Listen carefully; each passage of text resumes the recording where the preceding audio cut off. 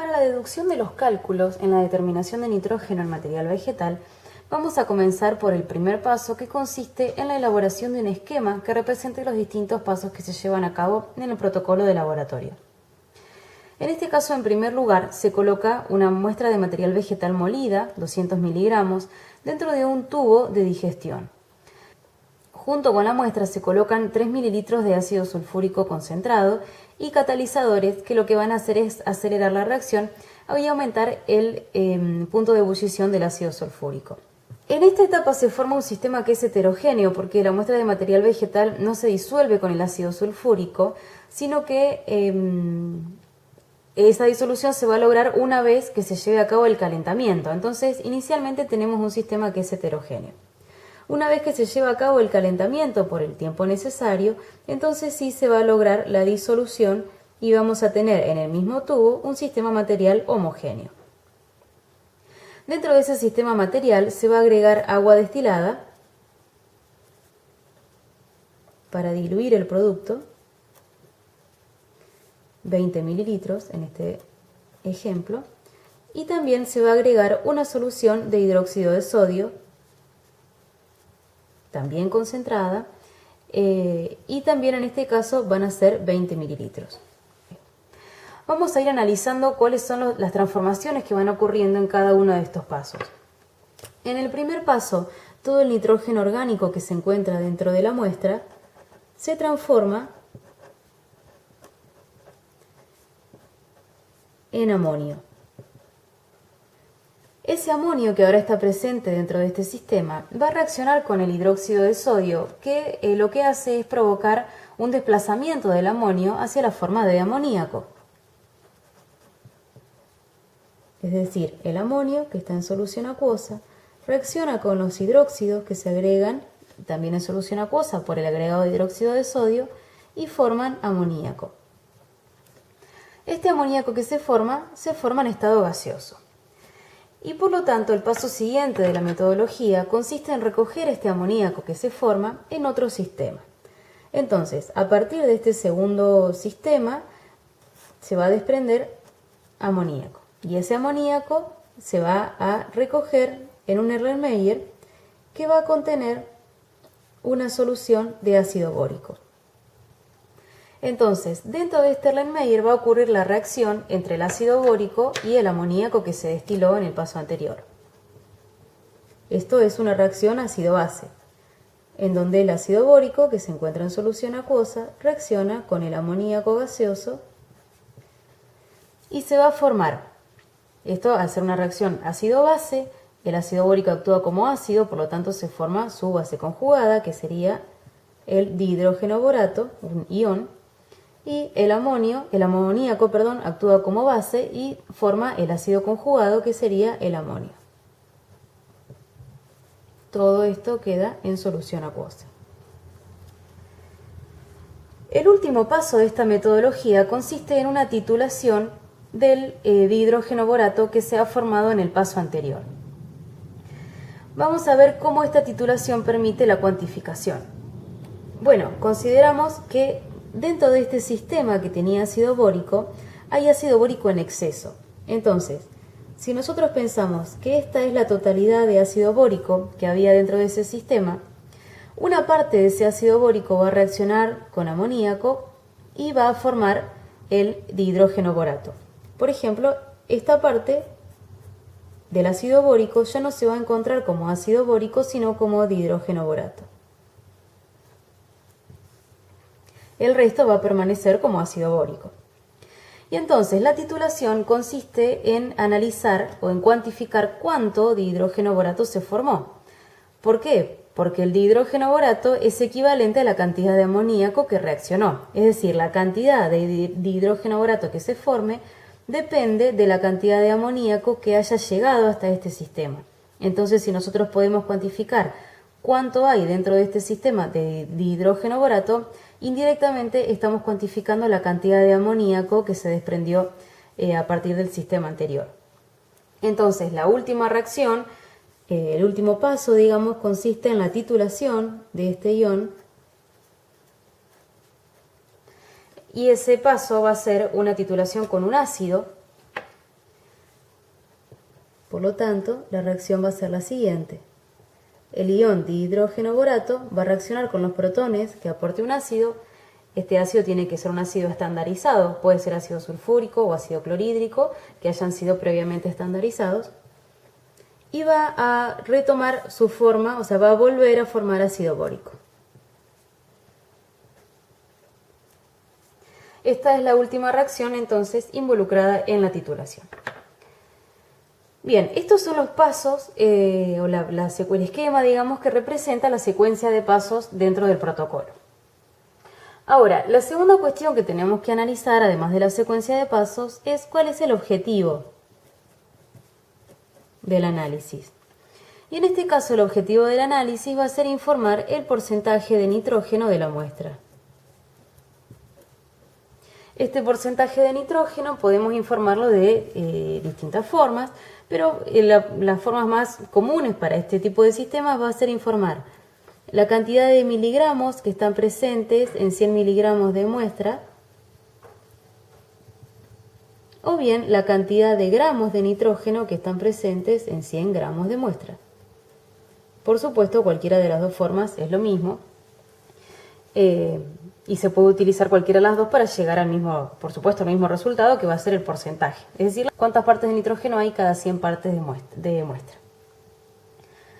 Bueno, el tercer paso es la resolución del cálculo.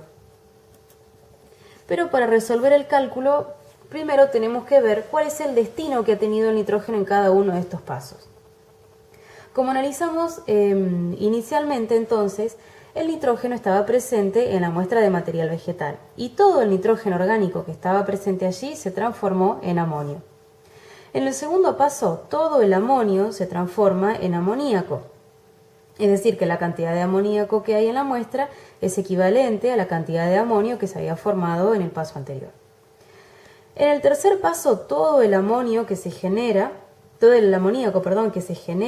por la reacción con el hidróxido reacciona con el ácido bórico, porque recuerden que el ácido bórico tiene que estar en exceso para garantizar que todo el amonio que llegue a este sistema pueda reaccionar.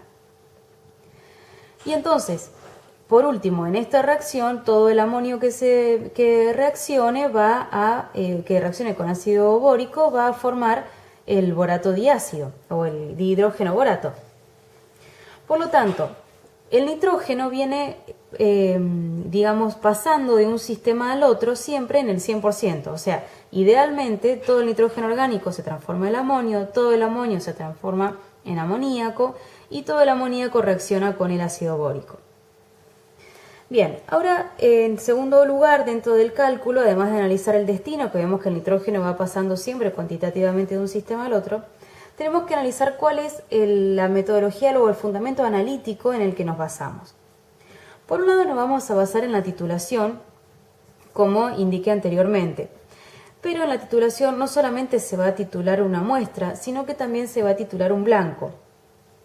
El blanco va a ser un Erlenmeyer en las mismas condiciones que en donde se llevó a cabo el mismo procedimiento, pero sin la muestra. Es decir, vamos a tener también un sistema que va a tener una determinada cantidad de ácido bórico, que tiene que ser la misma que la que tiene este sistema, y en el cual se va a burbujear también, se va a hacer el mismo procedimiento y también se va a burbujear. El amoníaco que pueda llegar a provenir de cualquier contaminante que se haya incluido en alguno de estos pasos previos del protocolo, va a reaccionar con ácido bórico, con el ácido bórico que está en el Erlenmeyer del blanco. Y entonces vamos a tener una pequeña parte del ácido bórico del blanco, esto sería de la muestra y este sería del blanco. Vamos a tener una pequeña parte del ácido bórico que también se va a transformar en el ion dihidrógeno borato. Entonces, si esta cantidad proviene de una contaminación que estaba presente en los reactivos, por ejemplo, tenemos que considerar que dentro de la cantidad de dihidrógeno borato que se haya formado en la muestra, también vamos a tener esta parte proveniente de la contaminación de los reactivos. Por lo tanto, tendríamos que descontar esa cantidad para conocer estrictamente la cantidad de amonio que proviene de la muestra. cuál es el fundamento químico mediante el cual vamos a calcular la cantidad de hidrógeno borato que hay en la muestra y de la que hay en el blanco para luego poder restarlo. Bueno, es el fundamento que se utiliza en cualquier titulación ácido-base. En este caso vamos a considerar que los milequivalentes del ácido, que va a ser el ácido que se utilice para la titulación, podría ser ácido sulfúrico por ejemplo, van a ser igual a los milequivalentes de la base. La base en este caso va a ser el ion de hidrógeno borato. Entonces, ¿cómo calculamos los milequivalentes de ácido? Bueno, si nosotros sabemos el gasto de ácido que tenemos para titular esta cantidad de hidrógeno borato, podemos tener el volumen de ácido y lo multiplicamos por la normalidad del ácido y ahí nosotros podemos calcular los milequivalentes del ácido que van a ser iguales a los milequivalentes de la base. Entonces, suponiendo que el gasto de ácido en el caso de la muestra fue de 5,3 mililitros y que en el caso del blanco fue de 0,05 mililitros, entonces haciendo esta cuenta podemos calcular cuántos son los miliequivalentes de base o de ion de hidrógeno borato que hay en cada una de estos sistemas. En la muestra, esta cuenta 5,3 por la normalidad del ácido, que va a ser 0,02 normal en el protocolo que estamos analizando, nos va a dar una cantidad de miliequivalentes de 0,106. Y en el caso del blanco, la cantidad de miliequivalentes va a ser de 0,001. Entonces, 0,106 sería la totalidad de los miliequivalentes que tenemos en la muestra, a la cual le tenemos que restar los miliequivalentes que tenemos acá que provienen del blanco. Por lo tanto, los miliequivalentes que son estrictamente de la muestra van a ser 0,105 miliequivalentes. Estos miliequivalentes son miliequivalentes de hidrógeno borato, pero a través de esta ecuación nosotros sabemos que los miliequivalentes que se formen de hidrógeno borato van a ser iguales a los miliequivalentes de amoníaco que hayan reaccionado. Entonces, nosotros podemos iniciar el cálculo suponiendo que en este sistema, que hasta este sistema llegaron esta cantidad de miliequivalentes de amoníaco. Entonces vamos a considerar que tenemos 0,105 miliequivalentes de amoníaco dentro de este sistema. Esa cantidad de miliequivalentes de amoníaco va a ser la misma entonces que la cantidad de miliequivalentes de amonio y va a ser la misma que la cantidad de miliequivalentes de nitrógeno orgánico que estaban presentes dentro de la muestra. Entonces, el paso siguiente va a consistir en transformar estos miliequivalentes en miligramos de nitrógeno para que podamos finalmente expresar el resultado del porcentaje de nitrógeno de la muestra. Vamos a considerar cuál es el peso de un miliequivalente de amoníaco para pasar estos miliequivalentes a miligramos. Sabemos que 17 miligramos de amoníaco corresponden a un miliequivalente de amoníaco. Entonces podemos hacer esta cuenta, simplificamos las unidades y tendríamos los miligramos de amoníaco que estarían o que habrían llegado hasta este sistema. Ahora, a nosotros no nos interesan los miligramos de amoníaco, sino los miligramos de nitrógeno. Entonces tendríamos que considerar la relación entre los miligramos de nitrógeno y los miligramos de amoníaco.